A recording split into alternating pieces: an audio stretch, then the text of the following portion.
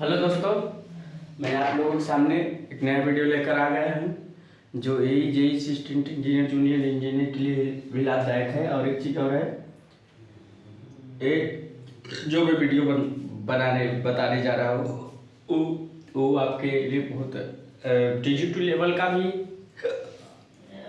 और ITI level का भी, जो आप लोग तैयारी करना चाहते हैं आईटीआई लेवल पर, उसके लिए भी बहुत महत्वपूर्ण है। इस वीडियो से जो आईटीआई टी2 लेवल की तैयारी करना चाहता है, बहुत बढ़िया वीडियो है इस लोगों के लिए। सारा वीडियो जितना आप चल रहा है लोग प्रैक्टिस करिए और मस्त रहिए और स्वस्थ रहिए और आप लोग अच्छे से तैयारी कीजिए, ये मेरी आपसे शुभकामनाएं हैं। आइए हम लोग चलते हैं। आज हम लोग पढ़ेंगे फ्लोरेसेंट ट्यूब। फ्लोरेसेंट ट्यूब, इसको बोलते हैं हम डिस्चार्ज लैंप। डिस्चार्ज लैंप, अच्छा इसे डिस्चार्ज लैंप क्यों बोलते हैं अभी बताते हैं आपको। डिस्चार्ज लैंप इसलिए बोलते हैं कि फ्लोरेसेंट ट्यूब में गैस होती है। गैस जब इलेक्ट्रिक विसर्जन होता है तो क्या करती है, जैसे उसको हम हीटअप देते हैं उसमें टंगस्टन का इलेक्ट्रोड होता है, तो जैसे इलेक्ट्रॉन उस गैसों की आयनाइज्ड कर देते हैं, उस गैसों को आयनाइज्ड करके विसर्जन हो जाती है, तो उससे हमारा बल्ब प्रकाशित हो जाता है। इसलिए उसको डिस्चार्ज लैंप बताते हैं, क्योंकि गैस से इलेक्ट्रिक डिस्चार्ज हो रही है जिससे हमारा लैंप प्रकाशित हो रहा है।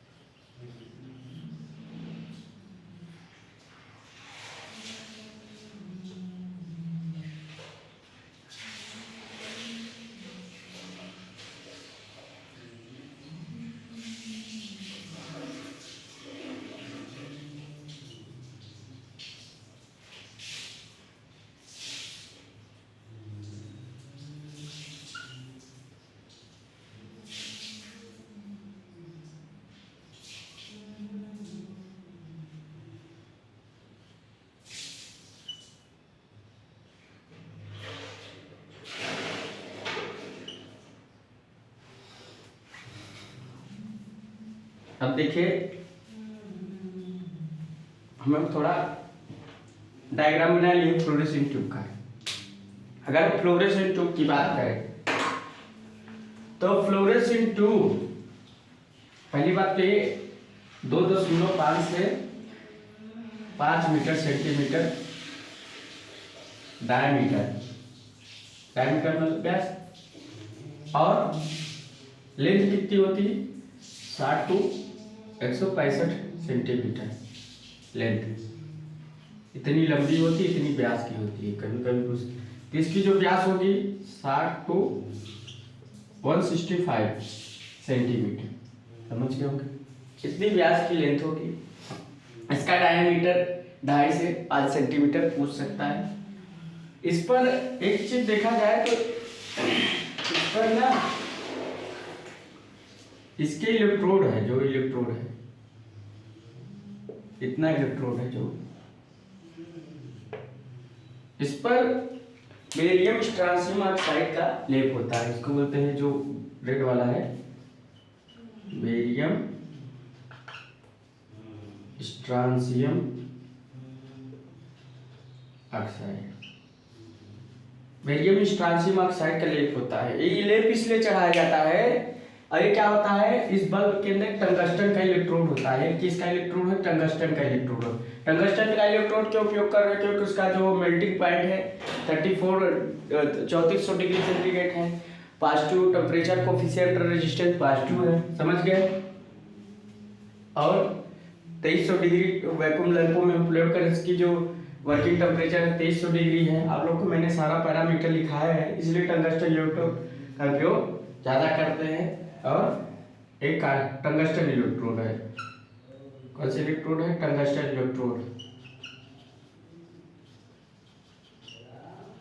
इलेक्ट्रोड। ठीक, टंगस्टन इलेक्ट्रोड। तो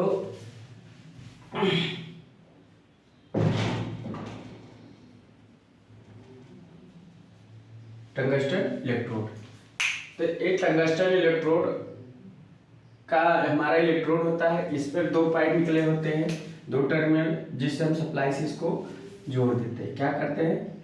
सप्लाई से जोड़ देते हैं। जैसे सप्लाई से जोड़ देते हैं तो इस पर क्या है? बेरियम स्ट्रांसियम ऑक्साइड का लेप होता है। तो दो टर्मिनल इधर, दो टर्मिनल इधर, समझ गए? आई चौक है। अच्छा वीडियो बनेगा। तो जो फ्लोरेसेंट ट्यूब है, ट्यूबलाइट जानते हो ना, वही फ्लोरेसेंट ट्यूब है। तो क्या होता है, इस पर हम बेरियम स्ट्रांसियम ऑक्साइड का लेप लगा देते हैं, और लेप लगाने के बाद जब हम इस पर सप्लाई देते हैं, इस टंगस्टन इलेक्ट्रोड गर्म करते हैं ना, तो बहुत मात्रा में अधिक इलेक्ट्रॉन उत्सर्जित करते हैं। इसलिए हम बेरियम स्ट्रांसियम ऑक्साइड का इन ट्यूबों पर लेप लगा देते हैं। समझ गए होंगे लेप हम क्यों लगाए? तो इसलिए लगाए कि इस पर जो अधिकतम मात्रा में इलेक्ट्रॉन उत्सर्जित हो सके, इसलिए इस पर लेप लगाया है। तो समझ गए होंगे। अब बात आती है इस पे हम लोग लेप कर दे, इसके ट्यूब के अंदर फास्फर लेप कर देते हैं, फास्फर की कोटिंग कर देते हैं। क्या है? फास्फर, फास्फर की कोटिंग कर देते हैं, कोटिंग बल्ब के अंदर। अच्छा, फास्फर की कोटिंग इसलिए की, मान लीजिए बल्ब के इलेक्ट्रॉन के द्वारा जो इसमें गैस भरी है, कौन सी गैस भरी है? Argon plus mercury. मरकरी हमारी लिक्विड होती है, मरकरी हमारी लिक्विड होती है, और इसको Hg से प्रदर्शित करते हुए, इसको Ag से। और आर्गन गैस जो भरी जाती है, याद रखिएगा, आर्गन जो गैस भरी जाती है 2.5 मिलीमीटर दाब पर, Ag feeling gas, Ag feeling. तो 2.5 मिलीमीटर दाब पर इस ट्यूब में हमारी गैस भरी जाती है, इसमें प्लस मरकरी होता है। तो आर्गन और प्लस मरकरी, किसकी बात हो रही है? आर्गन प्लस मरकरी, दोनों गैस भरी है। अब जब हम इसको सप्लाई देते हैं, यहाँ से करंट फ्लो होता है ना, तो हीटअप होती है, हीटअप होकर ये जो बेरियम स्ट्रांसियम ऑक्साइड है, टंगस्टन इलेक्ट्रोड जो अधिक मात्रा में इलेक्ट्रॉन उत्सर्जन करते हैं, तो आर्गन और मरकरी की दोनों गैस को क्या करते हैं? तो आयनाइज्ड हो जाती है। जैसे आयनाइज्ड होकर तो इलेक्ट्रिक डिस्चार्ज होता है, गैसों का गैसी इलेक्ट्रिक विद्युत विसर्जन इसे बोलते हैं। क्या बोलते हैं? गैसी विद्युत विसर्जन। मतलब विसर्जन का मतलब क्या है, मैं बताता हूँ। विसर्जन का मतलब होता है प्रकाश और ऊष्मा को विकिरित करते हुए धारा का प्रवाह, मतलब यही होता है। विसर्जन का मतलब यही होता है, प्रकाश प्लस ऊष्मा विकिरित करते हुए धारा का प्रवाह, धारा का प्रवाह। तो प्रकाश और ऊष्मा को विकिरित करते हुए धारा का प्रवाह। तो धारा का प्रवाह आप लोग कैसे करेंगे, ये चीज है। तो विसर्जन का मतलब अगर कोई पूछे तो आप बता सकते हैं विसर्जन होता क्या है। कभी कभी अगर आज तक पूछा नहीं, टॉपिक में पूछ सकता है कि विसर्जन क्या होता है। विसर्जन ये क्या है, आपका प्रकाश और ऊष्मा का विकिरित, प्रकाश ऊष्मा को विकिरित करते हैं फैलाते हुए, उसके बाद धारा का वो प्रवाह होता है, तो वो विसर्जन होता है। समझ गए? गैसीय विद्युत विसर्जन, इसके अंदर इलेक्ट्रिक विद्युत विसर्जन होता है, जिसके कारण क्या होता है, अल्ट्रावायलेट रेज उत्पन्न होती है। अल्ट्रावायलेट जो रेज उत्पन्न होती है, पराबैंगनी किरणें, वो क्या करता है, इसमें फास्फोर लेपित हो, वो अल्ट्रावायलेट रेज को शोषित कर विजुअल लाइट प्रदान करती है। जिस प्रकार की आपको लाइट चाहिए, हरा, नीला, सफेद, तो इसमें फास्फोर अलग अलग होता है। इसमें फास्फोर कई होते हैं, calcium tungsten, magnesium tungsten, zinc silicate, zinc beryllium silicate, cadmium silicate, cadmium borelium. तो अगर कैल्शियम टंगस्टन करेंगे तो नीला, अगर मैग्नीशियम करेंगे नीला सफेद, जिंक सिलिकेट हरा, जिंक बेरिलियम सिलिकेट करेंगे तो पीला सफेद, और कैडमियम सिलिकेट करेंगे तो लाल गुलाबी, पीला गुलाबी, और कैडमियम बोरेट करेंगे तो आपका हो जाएगा लाल गुलाबी। तो समझ रहे हो, सारे इस पर हम लोग फास्फर डिफरेंट टाइप के फास्फर करेंगे तो उस पर डिफरेंट टाइप के कलर होंगे। अब आती है, ये तो पॉइंट हो गया इसका, ठीक। अब आती है चोक की बारी। चोक क्या है, चोक के बारे में बताते हैं। तो हमारा एक चीज जो फ्लोरेसेंट ट्यूब है, हम लोग जानते हैं नॉन सेल्फ स्टार्टेड है। फ्लोरेसेंट ट्यूब क्या है, नॉन सेल्फ स्टार्टेड है, मतलब सेल्फ स्टार्टर नहीं होता, इसको स्टार्ट करने के लिए स्टार्टर की आवश्यकता होती है।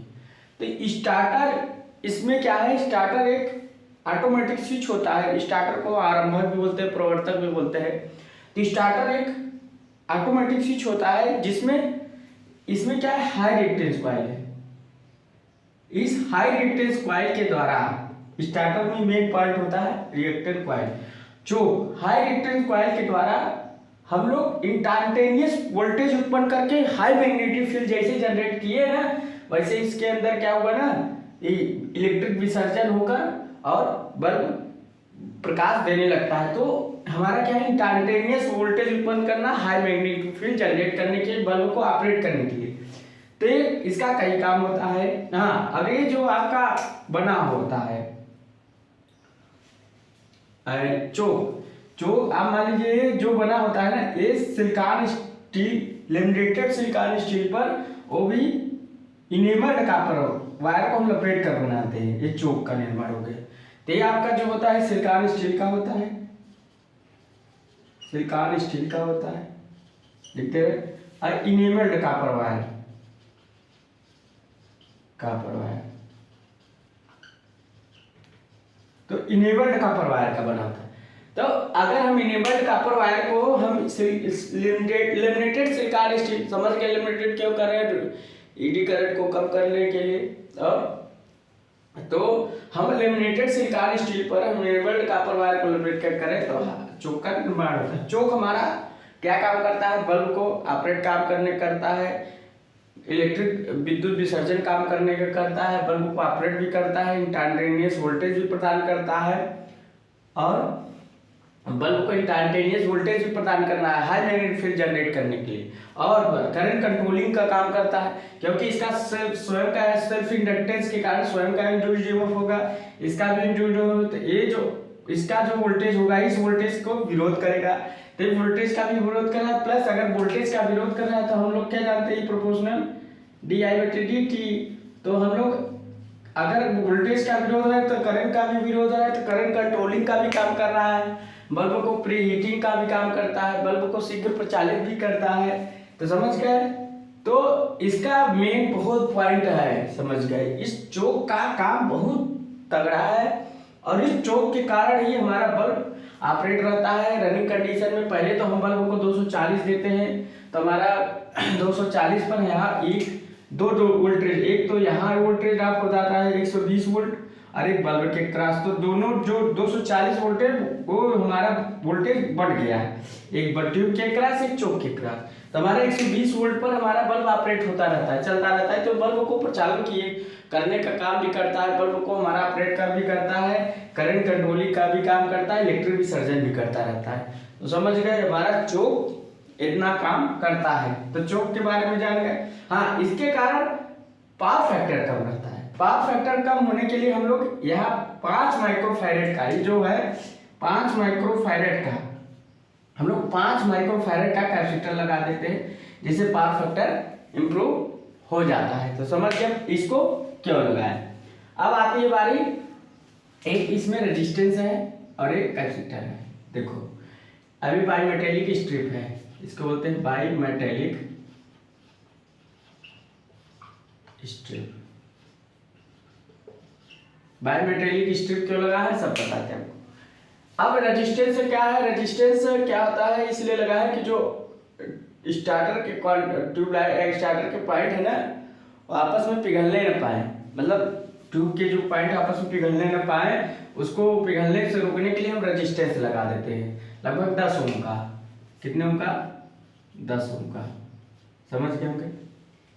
अब आता है कैपेसिटर। यह कैपेसिटर क्यों लगा, मान लो जैसे ट्यूब को हम स्टार्ट करते हैं ना, तो हाई रेडियो इंटरफेरेंस, मतलब रेडियो व्यतिकरण, हाई उच्च आवृत्ति का दोलन यहाँ उत्पन्न होता है जो ट्यूब को खराब कर सकता है। तो वो जो हाई उच्च आवृत्ति का दोलन उत्पन्न कर रहा है, रेडियो इंटरफेरेंस उत्पन्न कर रहा है, उसको कम करने के लिए हम लोग यहाँ कितने कैपेसिटर लगा था, 0.05 माइक्रोफैरेड का हम लोग कैपेसिटर लगा देते हैं। तो जो रेडियो इंटरफेरेंस या हाई उच्च आवृत्ति का दोलन ट्यूब के क्रॉस उत्पन्न हो रहा है वो कम हो जाएगा।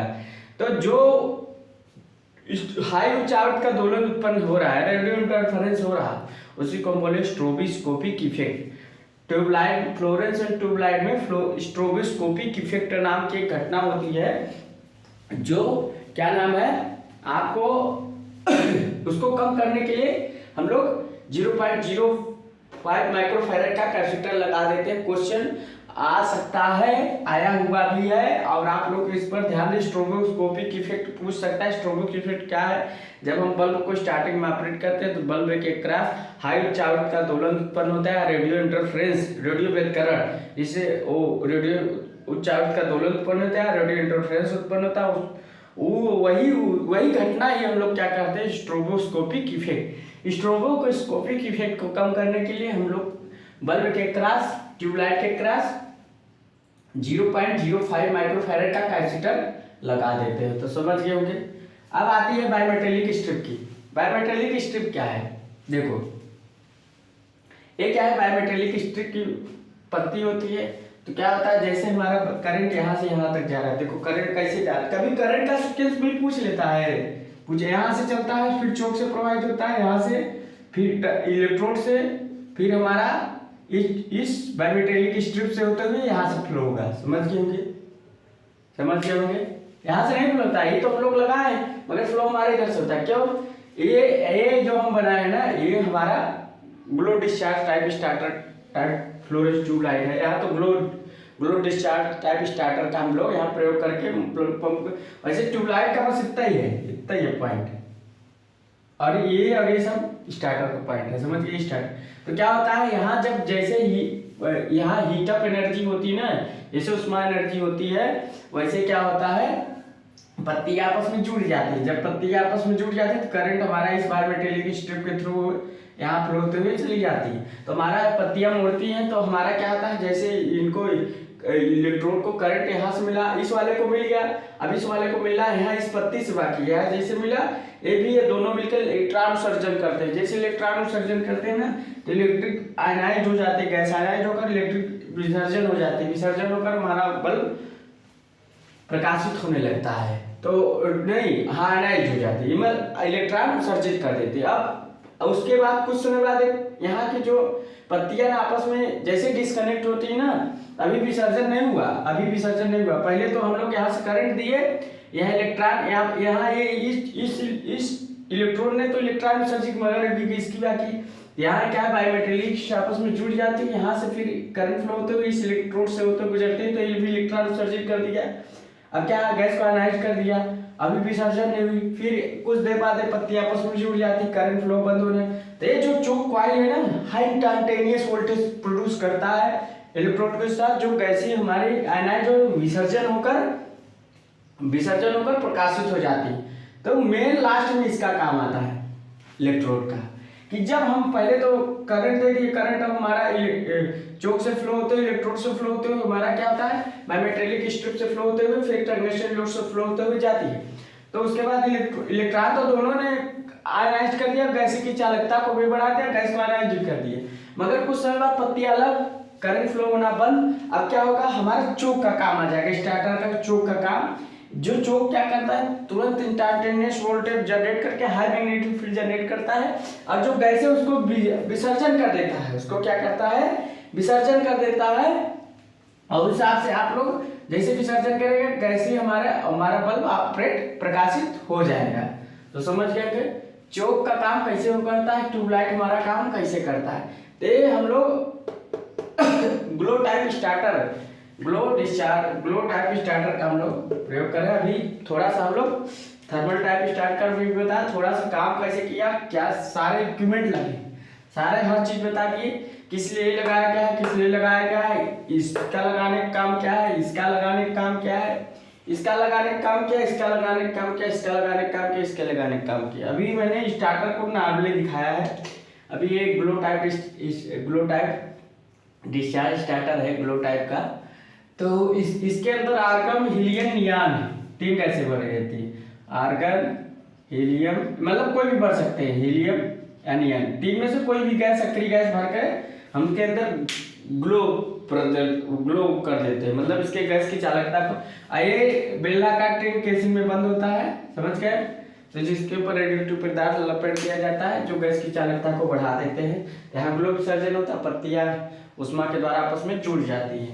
तो समझ होंगे पूरा कॉन्सेप्ट आप लोग समझ गए होंगे कि कैसे काम करता है, क्या करना चाहिए। तो सारा पॉइंट अगले बार में हम लोग दिखा देंगे कि काम कैसे कर रहा है, कैसे काम किया जाता है, किस लिए लगाया। ये ट्यूबलाइट एक तरफ से जो हमारे घर में वही ट्यूबलाइट है, फ्लोरेसेंट ट्यूबलाइट डिस्चार्ज लैंप है। डिस्चार्ज लैंप समझ गए क्यों?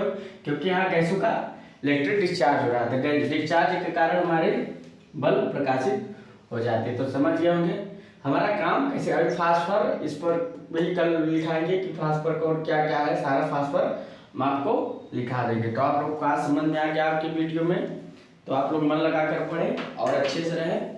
So thanks.